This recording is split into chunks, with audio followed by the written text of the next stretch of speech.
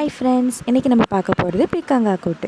தேவையான பொருள் வெங்காயம், தக்காளி, அப்புறம் பீக்கங்காய். இதில் நம்ம வாணலியில் எண்ணெய் விட்டு கடுகு போட்டு தாளிச்சிட்டு வெங்காயம் போட்டு நல்லா ஃப்ரை பண்ணிக்க போகிறோம்.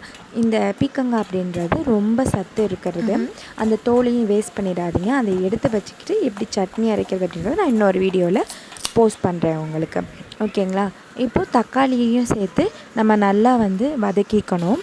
தக்காளி சேர்த்ததுக்கப்புறம் பருப்பு நீங்கள் இடையில வேக வச்சு எடுத்து வச்சுக்கோங்க. அது நல்லா வதங்கினோன்னா மஞ்சத்தூள், சாம்பார் தூள் சேர்த்துக்கோங்க. மிளகாத்தூள் போடாதீங்க, அதை விட சாம்பார் தூள் டேஸ்ட்டாக இருக்கும். அது 1.5 ஸ்பூன் போட்டுக்கோங்க. சின்ன பிள்ளைங்களுக்கு கொடுக்கறதா இருந்தால் 1 ஸ்பூன் மட்டும் போட்டுக்கோங்க.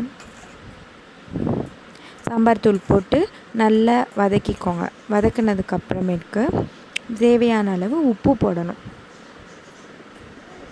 தேவையான அளவு உப்பு போட்டுட்டு இப்போ நம்ம வேக வச்சு எடுத்து வச்சுருக்கோம் இல்லையா பருப்பு, அதை நீங்கள் பாசிப்பருப்பு இருந்தாலும் சரி, இல்லை துவரம் பருப்பு இருந்தாலும் சரி, எது வேணாலும் எடுத்துக்கோங்க. நல்லா வேக வச்சு நல்லா கடைஞ்சி திப்பி திப்பியாக இருக்கக்கூடாது, அந்த மாதிரி இல்லாமல் நல்ல ஃபைன் பேஸ்ட்டாக இருக்க மாதிரி கடைஞ்சி எடுத்துக்கோங்க. இப்போ நம்ம அதை சேர்த்துட்றோம். சேர்த்துட்டு அந்த பச்சை வாடையெல்லாம் போகணும், அவ்வளோதான். கொத்தமல்லி தழை இருந்துச்சு அப்படின்னா அதையும் தூவிக்கோங்க, சூப்பராக இருக்கும். இது நல்லா கொதி வந்தோடனே நீங்கள் ஸ்டவ்வை ஆஃப் பண்ணிடலாம். இப்போது சூப்பரான பீக்கங்காய் கூட்டு ரெடி. எப்படி இருக்குன்னு கமெண்டில் சொல்லுங்கள். தேங்க்யூ.